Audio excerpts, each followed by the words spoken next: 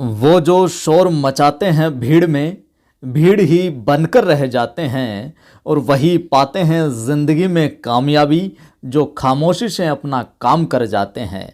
नमस्कार, जय हिंद। मैं हूं आपका दोस्त कवि आदि गणेश। साथियों, इस वीडियो को पूरा देखना आप। ये मोटिवेशनल वीडियो बहुत काम का साबित होने वाला है आपके लिए।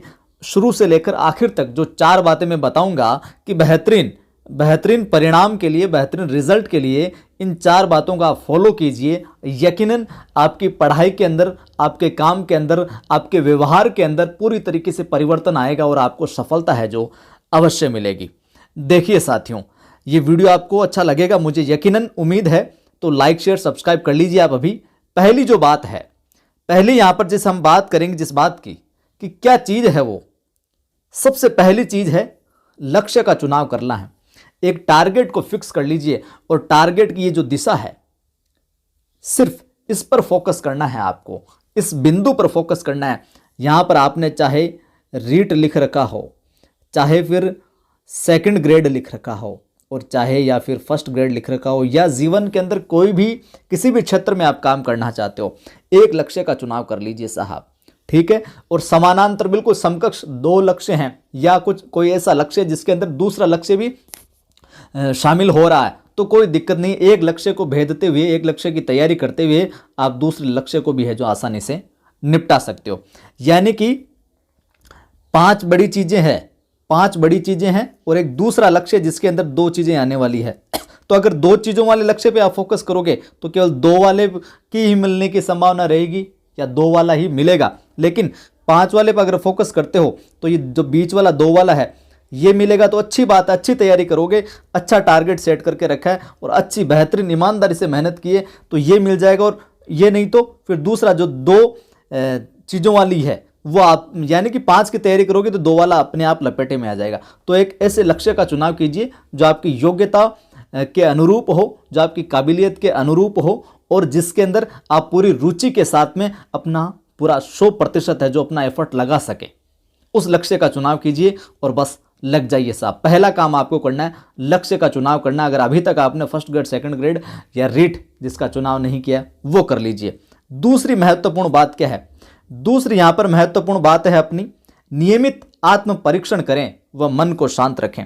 साथियों, अब आप बोलोगे सर ये तो ज्ञान की बात है। नहीं, ये सिर्फ ज्ञान की बात नहीं है। ये जो है, ये जो ऊपर बात लिखी हुई है कि नियमित आत्म परीक्षण करें व मन को शांत रखें, इससे आपने जो लक्ष्य निर्धारित किया है, इससे क्या होगा? आपने जो लक्ष्य, टारगेट जो निर्धारित किया है भाई साहब, यूं समझिए कि 60 और 70% इस आत्म परीक्षण और मन को शांत रखने का खेल होता है। आप समय समय पर एकाग्रचित होकर एकांत में कमरे के अंदर अपने रूम की लाइटें वाइटें बंद करके बैठिए और आत्म परीक्षण कीजिए, आत्म समीक्षा कीजिए कि क्या मैं जो पढ़ाई कर रहा हूँ वो मुझे चीज़ें खोपड़ी में जा रही है कि नहीं जा रही, मुझे आत्मविश्वास मेरा बढ़ रहा है कि नहीं बढ़ रहा, मैंने कितना क्या कुछ ग्रहण कर लिया है, कितना पाठ्यक्रम है जो मेरा बाकी है, और मैं इस प्रकार से किस प्रकार से रहूं, किस प्रकार से आगे है जो काम करूं, किस प्रकार से नियमितता लाऊं।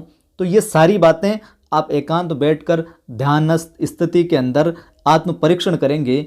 मैं क्या गलतियां कर रहा हूं, क्या मुझे सुधार करना चाहिए। तो एकांत बैठकर जब आप ध्यान लगाएंगे, सोचेंगे ना, तभी आपको अपनी कमियां और अपनी खूबियां है जो पता चलेगी, और उसी के अनुरूप फिर आप है जो अपना एफर्ट लगाओगे। तो आत्म परीक्षण, आत्म समीक्षा करते रहना बहुत जरूरी है साहब। दूसरी बात, मन को शांत रखें।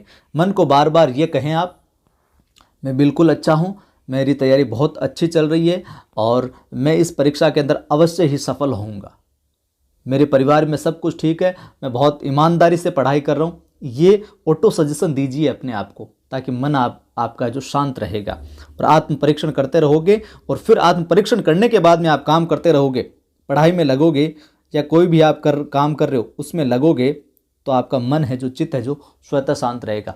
क्योंकि जो चीज़ हम करना चाहते हैं वो अगर समयबद्ध तरीके से, नियमित रूप से होती जा रही है, तो अपना मन है जो स्वतः शांत रहेगा, सेल्फ मोटिवेशन अपने आप मिलता रहेगा। तो दूसरी बात आपको करनी है, पहला तो गोल डिसाइड कर लेना, दूसरी बात है अपनी क्या, नियमित रूप से आत्म निरीक्षण करना है आपको, हर 2-3 दिन से एकांत में बैठिए, सुबह सुबह प्रातःकाल या रात्रि के अंदर सोते समय, और ध्यान की स्थिति में शांत होकर बिल्कुल सोचिए, आत्म परीक्षण कीजिए, मैं क्या गलतियां कर रहा हूँ, क्या मुझे सुधारना है, मैं समयबद्ध रूप से टारगेट हिट कर पा रहा हूँ, नहीं कर पा रहा हूँ, और मन है जो बिल्कुल प्रसन्न रहेगा, बिल्कुल शांत रहेगा।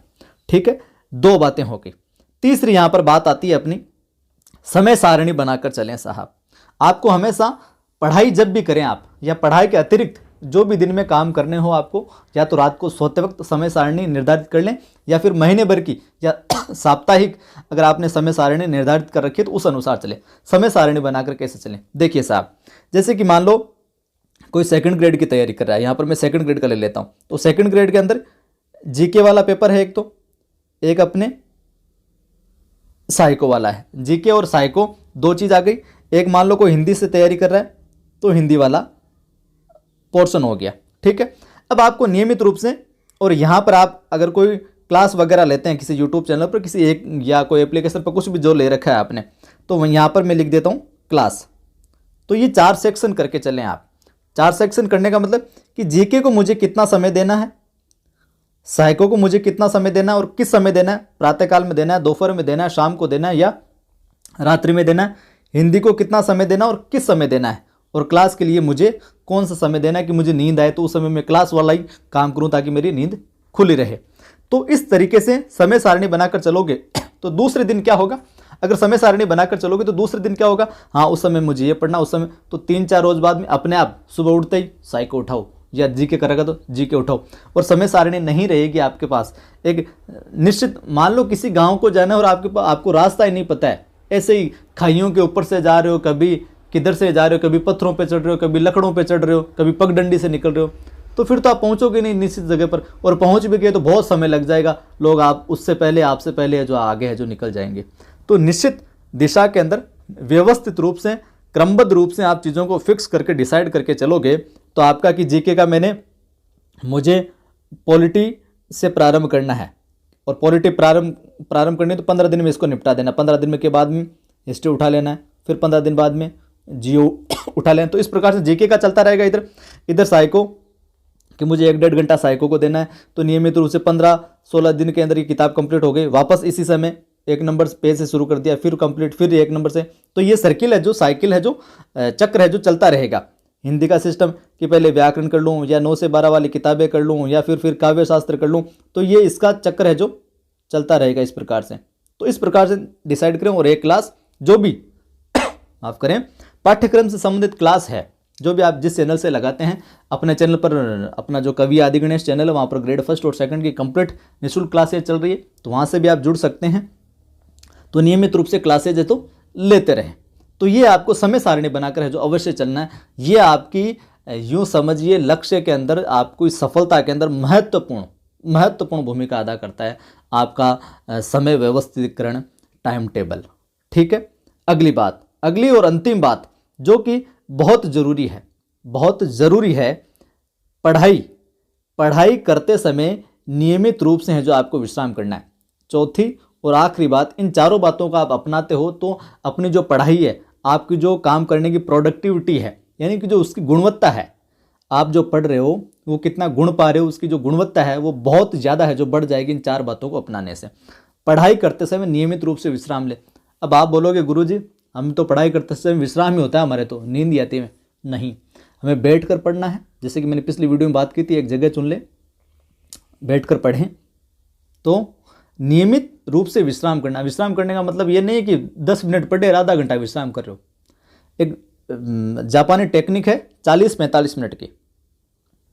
40-45 मिनट या 40 से 50 मिनट पढ़िए, 5 या 10 मिनट है जो ब्रेक लीजिए।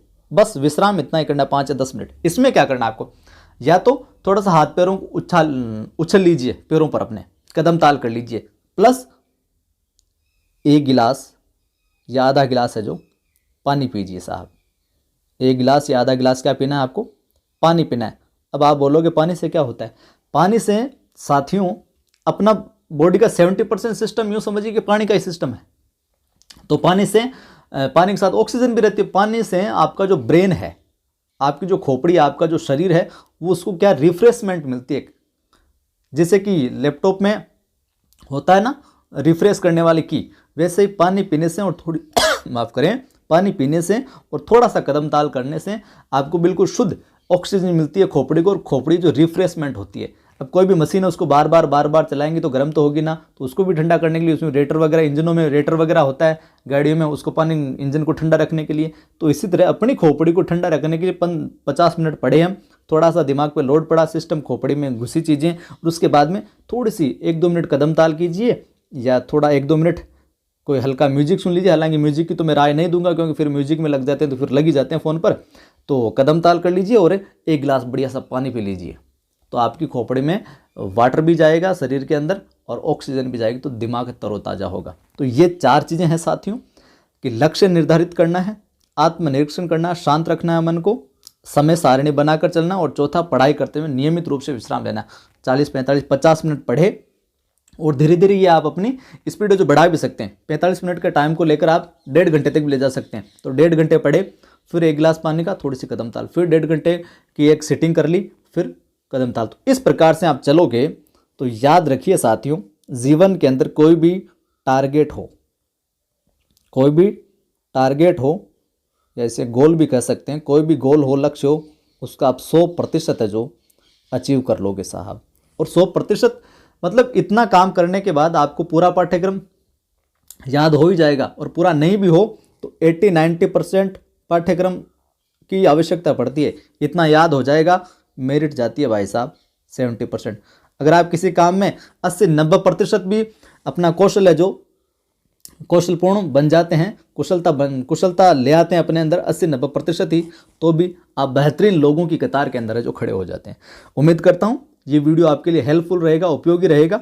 अगर अच्छा लगा है ये वीडियो तो क्या करना है, वीडियो को लाइक कर दीजिए, इसको सभी मित्रों को शेयर कीजिए, फेसबुक व्हाट्सएप पे स्टेटस भी लगाइए, और पहली बार देख रहे हैं चैनल को सब्सक्राइब कीजिए, बेल आइकन क्लिक कीजिए। इसी प्रकार के मोटिवेशनल वीडियो मेरे इस चैनल पर आदि की आवाज़ पर मिलते रहेंगे।